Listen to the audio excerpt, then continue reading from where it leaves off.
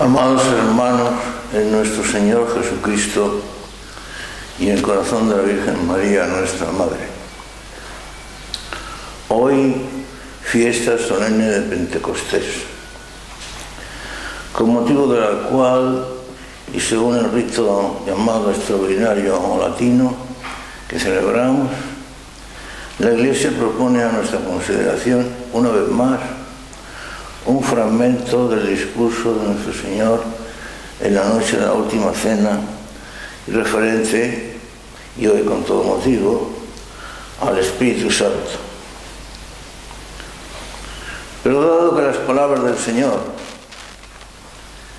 contenidas en el Evangelio que vamos a leer, que como siempre son de tan extraordinaria importancia, y por otra parte, dada la gravedad de la situación en la cual vivimos, a lo que podemos añadir la existencia de muchas almas deseosas de escuchar doctrina para saber recibir luz acerca del camino que han de seguir para no extraviarse, todo lo cual tenido en cuenta, nos dejaremos de florituras y pasaremos directamente a comentar las importantísimas palabras de nuestro Señor que, contenidas en el Evangelio de hoy, la Iglesia, como he dicho antes, propone a nuestra consideración.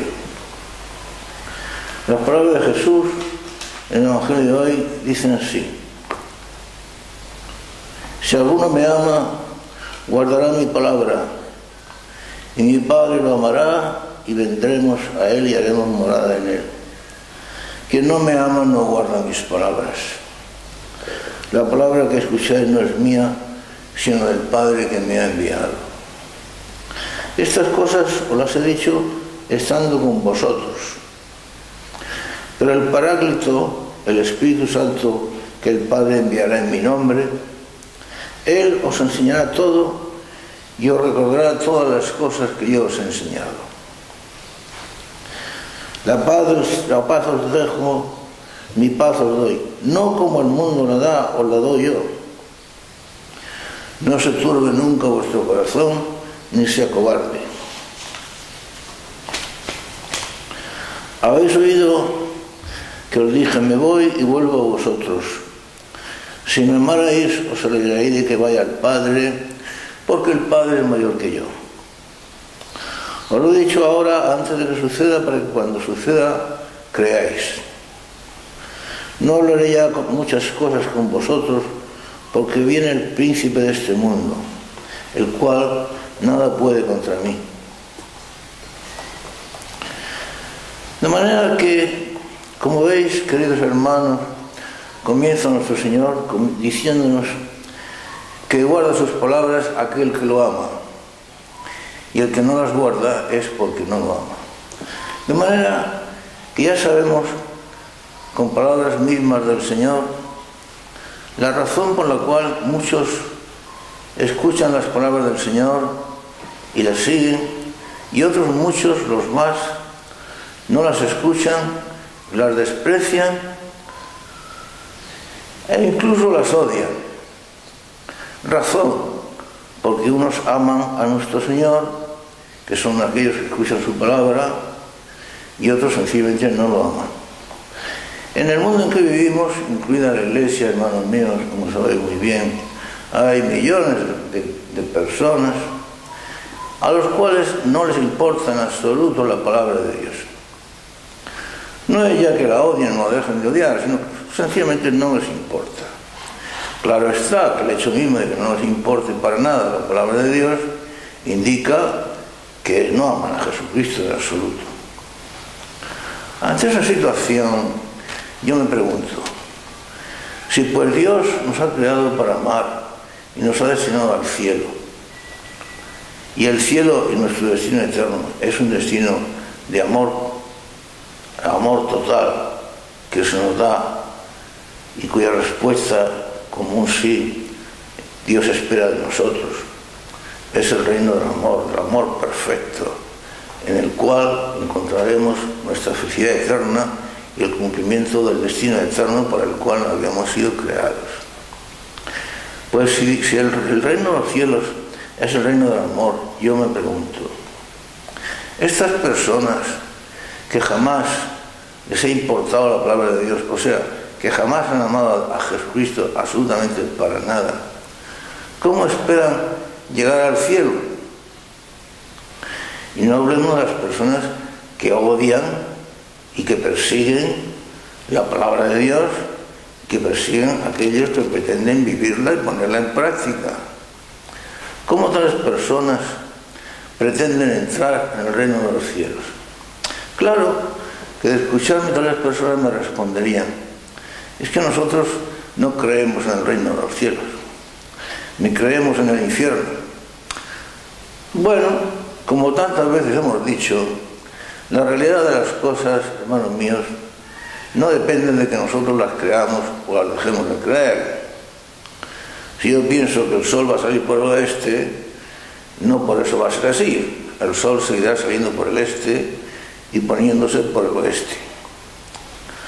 A este respecto, y sobre el hecho de esta indiferencia o este incluso odio a Dios, diferencia de los que no les importa para nada y no creen en nada, tanto los unos como nosotros, yo recordaría una historieta sencilla que yo oí contar hace muchos años. Dicen que hacia el final del siglo XIX, cuando todavía existían aquellos nobles ricachones con sus palacios, con sus carruajes, con sus criados, con sus vestidos con sus libreas y uniformes, etcétera, etcétera, marchaban en su carruaje en una noche de invierno, después de celebrar una fiesta, a su palacio. Por el camino, sembrado de nieve, invierno crudo, iban dos frailucos, camino quizá de su convento, descalzos, andando sobre la nieve. Y los nobles desde su carruaje. Fíjate, le decían uno al otro, en esos dos frailucos, mira que si después de la vida de sacrificio que llevan, después de tantas privaciones, de tantas mortificaciones, de tantos trabajos, cuando mueran resulta que se encuentran que no había nada y que entonces han perdido la vida. Y le dice el uno al otro, es cierto, pero piensa también lo que nos ocurrirá a nosotros si después de llevar la vida de lujo y de bienestar y de desentendernos por completo de los que necesitan algo, de los pobres, etc., después de llevar la vida que llevamos, nos morimos y nos encontramos con que sí que existe algo. Entonces, ¿qué va a ser de nosotros? Pues eso mismo digo yo. A los que dicen que no creen que exista nada, que esperen al momento de la muerte y a lo que van a encontrar más allá de la muerte. Porque como ocurre que efectivamente exista algo, y realmente existe, van a ver lo que les ocurre en un destino que además dura por toda la eternidad, por siglos y siglos y siglos y sin solución de continuidad.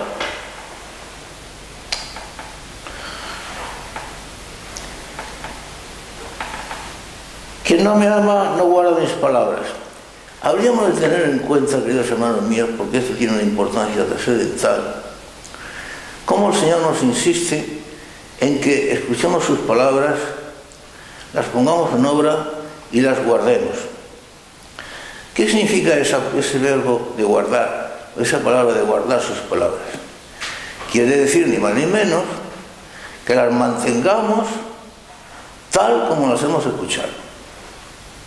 Que no intentemos cambiarlas, modificarlas, escamotearlas, disimularlas, destruirlas, añadirle a otras nuevas que él no había jamás pronunciado. Es guardar sus palabras. Tengamos en cuenta que el poquito más, versos más abajo, en el mismo Evangelio de hoy, le dice el Señor a sus discípulos: yo me voy, pero os enviaré el Espíritu Santo, el cual os recordará todas las cosas que yo os he enseñado. Si el Espíritu Santo tiene por misión recordarnos, es decir, actualizar en nuestra mente y en nuestro corazón todas las enseñanzas de Jesucristo. Es de suponer que tales enseñanzas sean exactamente las mismas que el Maestro nos dio, y no otras distintas. Además, lo dice el Señor y hace su referencia segura. Todo lo que yo os he enseñado y os he dicho, para que lo vayáis propagando por el mundo entero a todas las gentes. De manera que lo que hemos de guardar son sus palabras y no otras. Y lo que el Espíritu Santo nos va a recordar y va a actualizar en nuestra mente y en nuestro corazón son las mismas enseñanzas del Señor y no otras. De manera que cuando las enseñanzas sean distintas a la que Él nos dejó, podemos pensar con toda seguridad que aquello no es la palabra de Dios, que aquello no son las enseñanzas de Jesucristo, que el camino que el Señor nos está señalando es un camino desviado y erróneo, que desde luego conducirá a cualquier parte, pero no en absoluto a la salvación.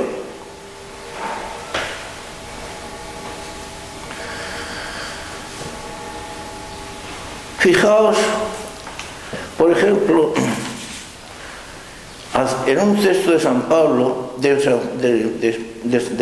apóstol San Juan, que ya hemos citado otras veces, con qué claridad nos dice el apóstol San Juan, discípulo amado, en su segunda carta, con qué fidelidad hemos de guardar las enseñanzas de Jesús y hasta qué punto no estamos autorizados a cambiarlas, a sustituirlas por otras, a modificarlas, sino que esas palabras del Señor han de mantenerse incólumes, fijas, como escritas en bronce, por los siglos de los siglos.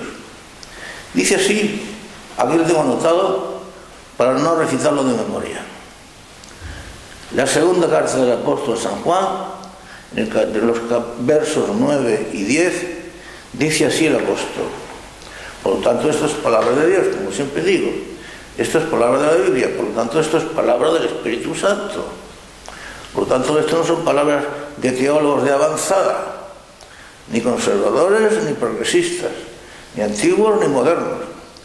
Son palabras del Espíritu Santo, al cual no se le puede llamar conservador, ni progresista, ni se le puede llamar cristiano triste, ni cristiano alegre.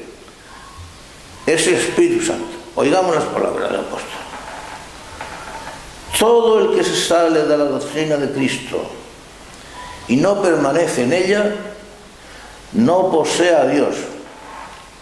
Repito, todo el que se sale de la doctrina de Cristo y no permanece, ¿veis? Observar el verbo permanecer, y no permanece en ella, no posee a Dios.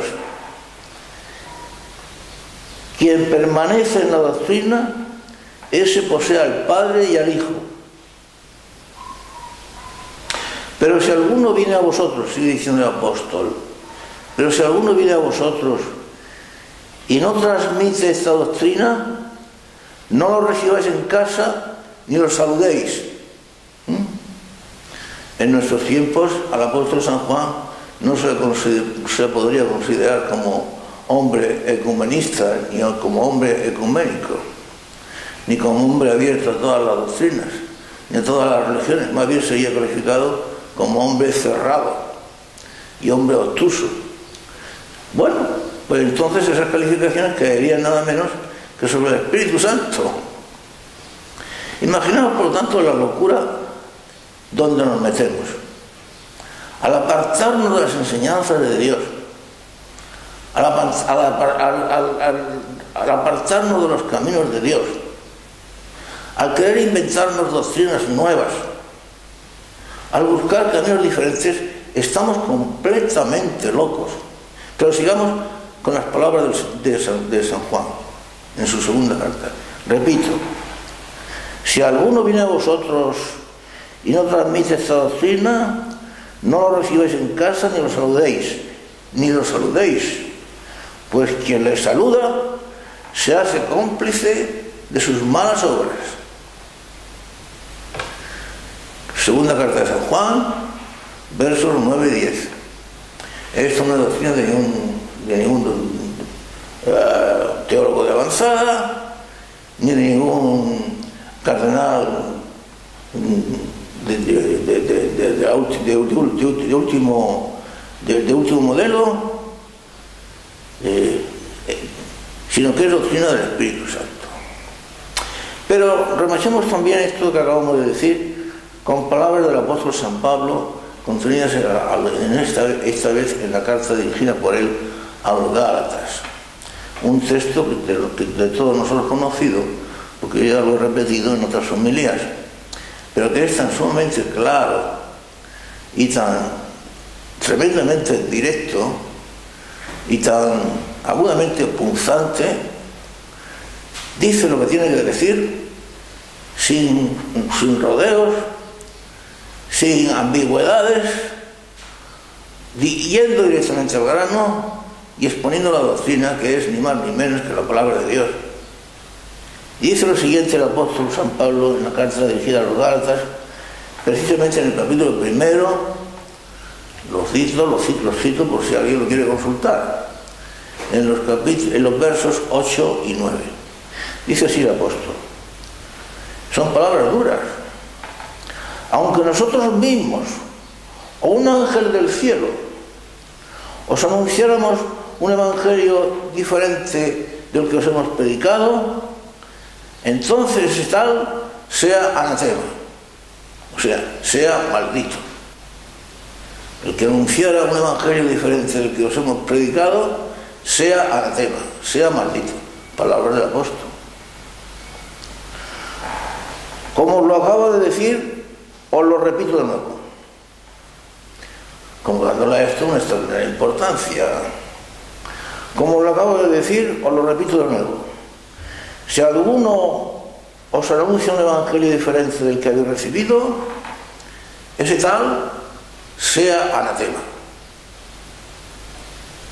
Carta a los Gálatas, en el capítulo 1. De manera, queridos hermanos míos, que en esa situación estamos. Vivimos momentos difíciles, momentos de confusión, momentos en los cuales no me refiero ya a las almas a las cuales no les importa nada, o a las almas que han elegido su destino y han optado por vivir enseñanzas nuevas y una religión nueva que en nada se parece a la religión predicada y enseñada por nuestro Señor Jesucristo. Me refiero a las almas de buena voluntad que ciertamente, ansiosamente buscan el buen camino y desean conocer la verdad. Y a este respecto tengo aquí una cita que, si mis fuentes no me han informado mal, creo que no, pertenece a un tal Juan Carlos Scannone. Este señor es un sacerdote, teólogo del Papa. Repito, teólogo del Papa, el cual, si mis fuentes no me han informado mal, publicará un artículo quizá hoy mismo o mañana o pasado, uno de estos días, en uno de los periódicos más importantes del Vaticano, me parece que es en la Civiltà Católica. Pues bien, este señor, tengo aquí la cita literalmente anotada para leerla al pie de la letra, dice lo siguiente. Escuchemos con atención.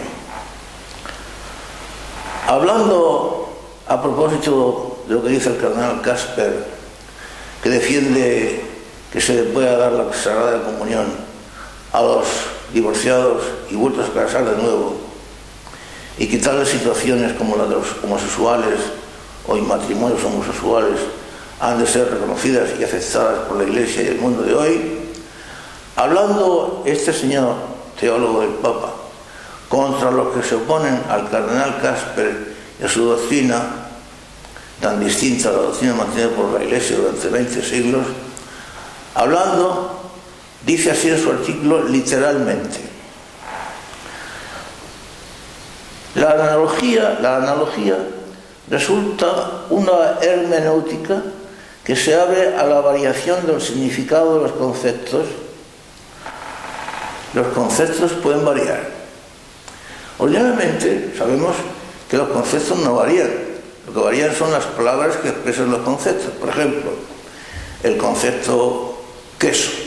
El concepto queso siempre es queso, para los españoles, para los franceses, para los alemanes, para los hindúes. Pero el término que expresa ese concepto es distinto. Por ejemplo, para los españoles el queso se llama queso. Para los americanos o ingleses se llama cheese. Para los franceses es fromage. El término expresivo del concepto cambia, pero el concepto no. El concepto de queso siempre sigue siendo el mismo concepto de queso, para unos y para otros. El concepto es inmutable. Muy bien, este señor, fíjense lo que dice. Se abre a una hermenéutica que se abre a la variación del significado de los conceptos. O sea, los conceptos en su significado, según él, pueden variar. Y ahora veremos a dónde conduce eso. ¿Por qué lo dice? Los conceptos, según él, pueden variar. Se abre a la variación del significado de los conceptos, de manera que en contextos diversos pueden adquirir significados diversos. Un concepto, en un contexto diverso, adquiere un significado distinto. El concepto sobre una silla puede adquirir un significado, por ejemplo, aquí en Europa, otro significado en América, otro significado en la India y otro significado, pues no sé, en la Alpujarra. Los conceptos pueden adquirir significados diversos según contextos diversos. Y ahora veremos a dónde quiere ir a parar. Esto quiere ir a parar a la destrucción de los conceptos. Es decir, aquí no hay nada fijo, y que todo varía. Conceptos que a lo mejor en el siglo del Concilio de Trento, la definición de Eucaristía, que en el momento del Concilio de Trento significaba tal cosa, ahora no tiene por qué significar lo mismo, según este señor y según todos los modernistas, porque esto es modernismo puro. Ese concepto ahora significa otra cosa diferente, según lo cual no hay dogmas en la Iglesia, no puede haberlos, porque lo que hoy es un dogma, a lo mejor dentro de un mes se piensa, se considera o se califica de otra manera. Sigamos leyendo.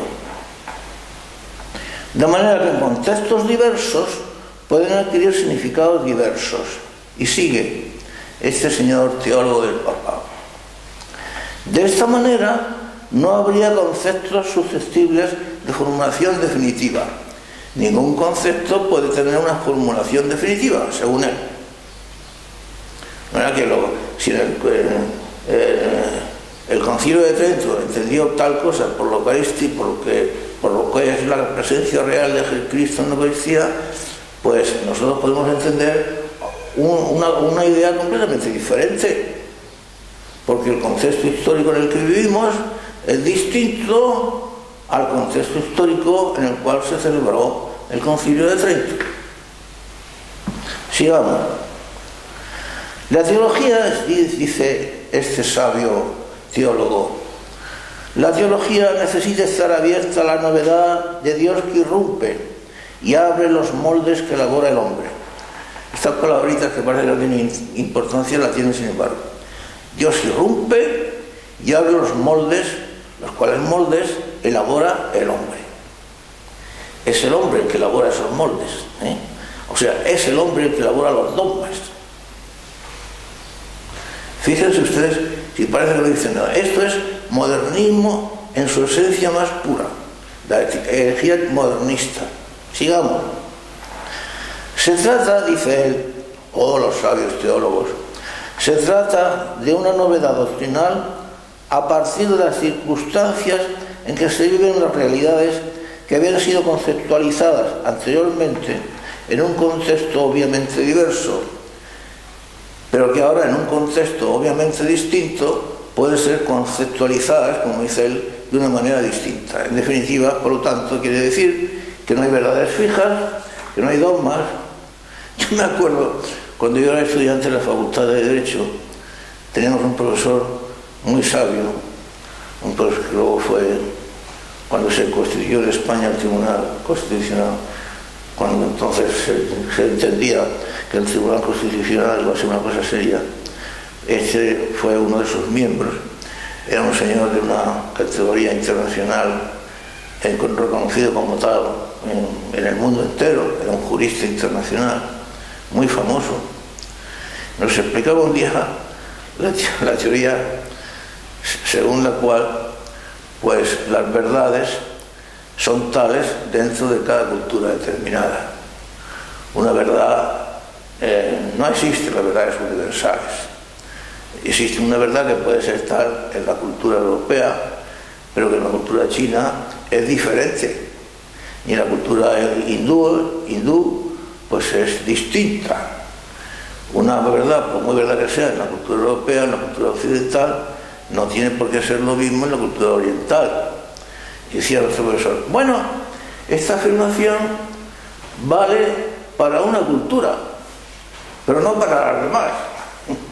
Porque si según este autor no existen verdades universales, esta verdad que él está estableciendo tampoco es universal.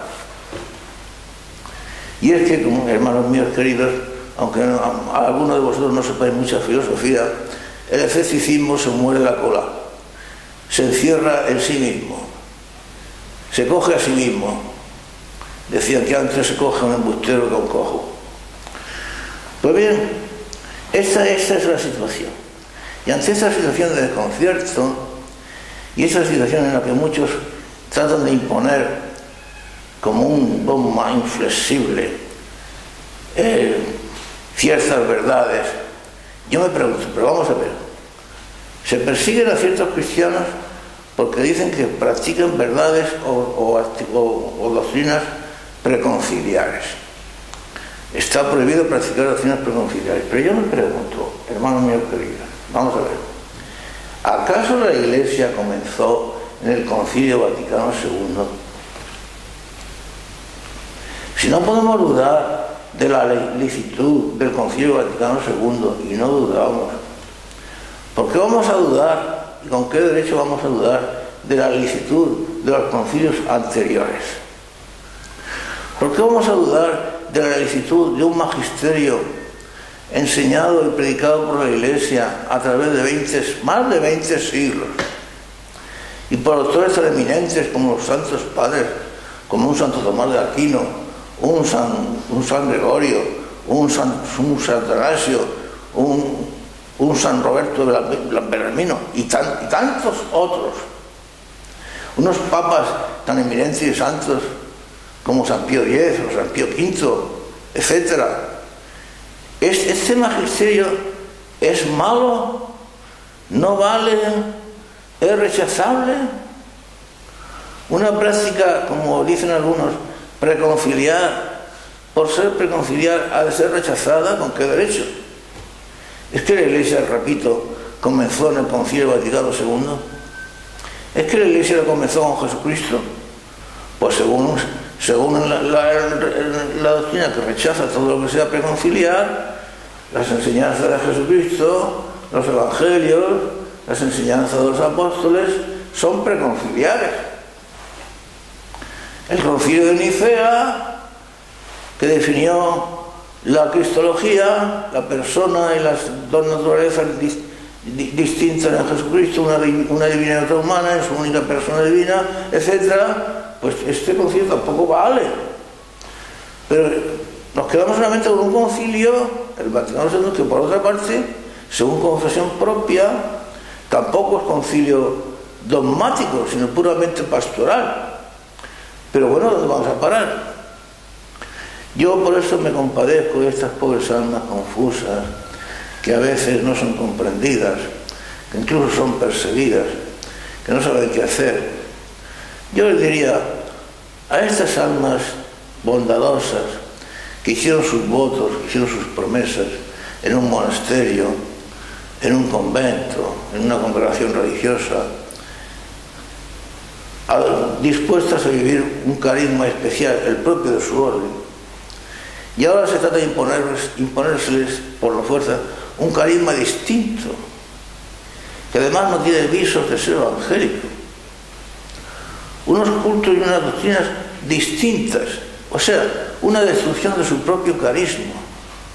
Y se las obliga a destruir su propio carisma. Estas pobres almas ¿Qué pueden hacer? Yo no sé, no me he encontrado hasta ahora en su lugar, no sé si alguna vez no me encontraré también en la misma situación, pero yo les diría a tales almas que se fueran a su casa y que en su propia casa defendieran y vivieran su propio carisma. Y aquellas pobres almas que no tengan quien las recoja o dónde acogerse, pues que se acojan a la providencia de Dios.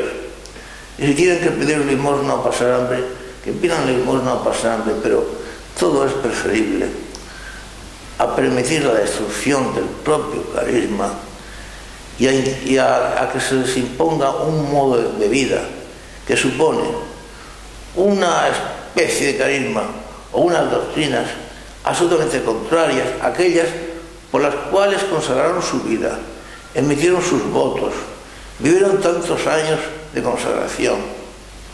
Pues que tomen unas posturas radicales, pero en fin, allá cada cual. Así es, esa es la cuestión. Y el mismo Evangelio de hoy, queridos hermanos, para no hacernos demasiado largo, les dice el Señor a sus discípulos, como acabamos de leer: la paz os dejo y la paz os doy, pero no os la dejo como la da el mundo. De manera que según Jesús hay una paz, que es la auténtica paz, la suya. Y hay otra, que es la que el mundo considera como tal, la paz del mundo, de la cual el Señor, nuestro Señor, no quiere saber nada. Esa no es la paz que yo os dejo.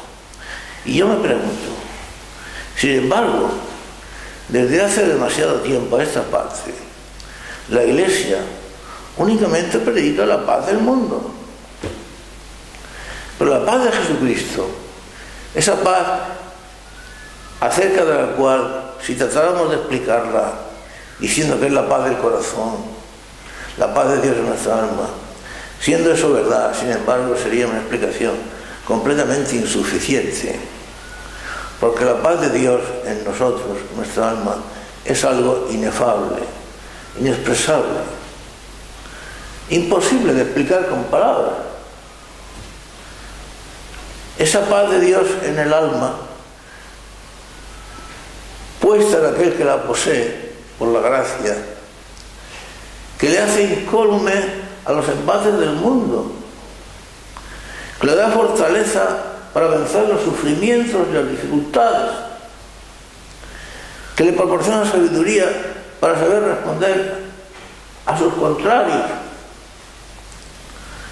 Pero la paz del mundo, además de que es una utopía, es decir, una realidad que nunca va a ser tal realidad, porque nunca va a existir, porque en el mundo jamás va a haber paz, y si alguno lo duda, no tiene más que asomarse a los periódicos y ver la situación mundial de desconfianza de unas naciones con otras, de armamentos cada vez más rápidos y progresivos y sofisticados.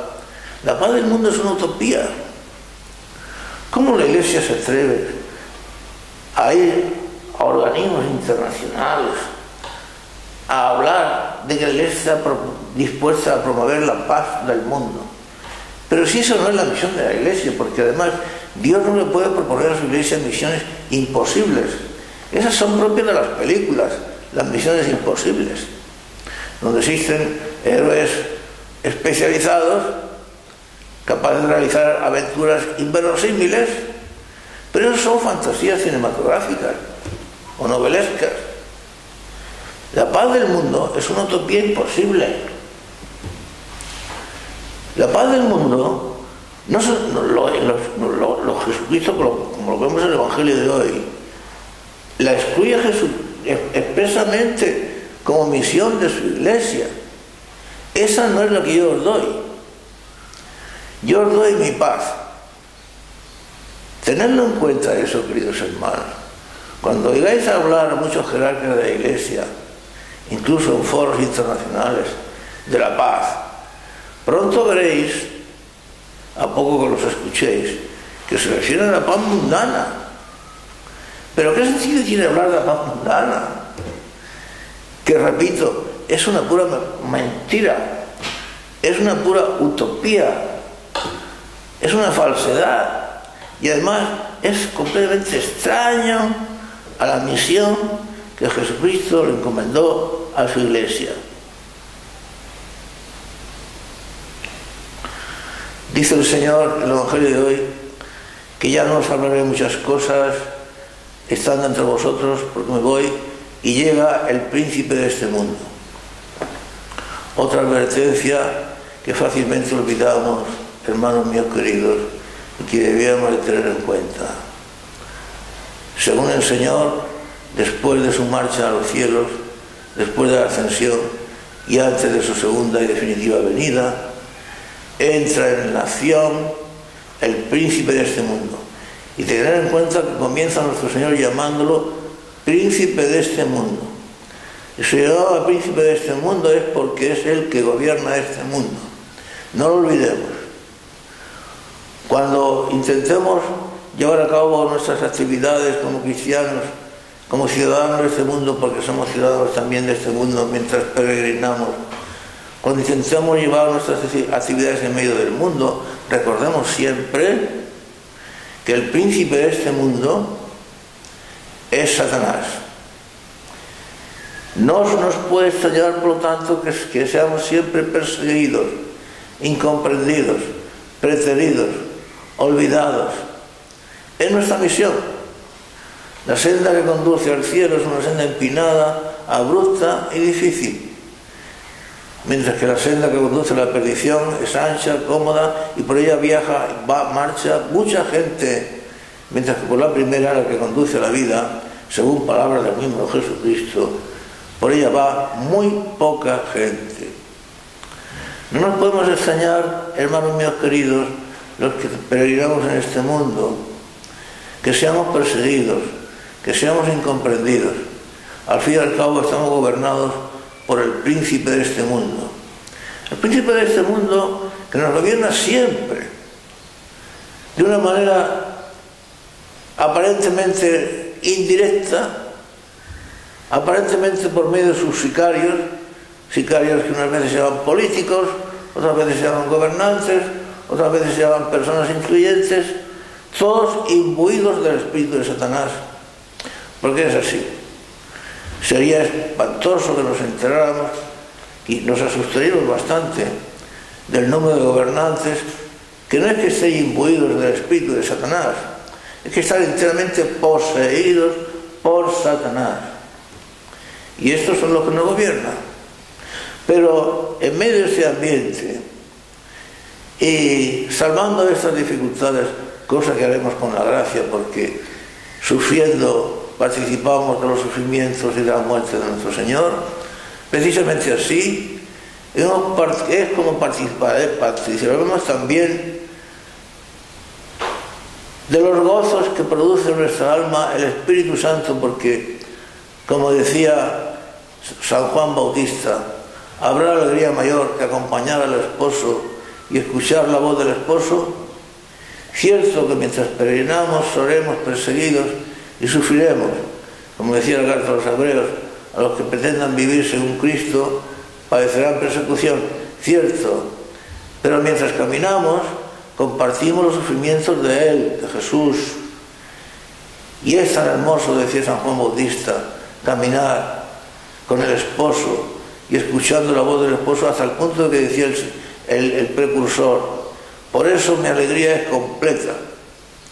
Es decir, que según él no es que fuera una alegría grande o suficiente, era completa. Estaba viviendo la alegría perfecta. Y recordemos cómo San Francisco de Asís relataba las condiciones que conducen a la perfecta alegría en el libro de las florecillas.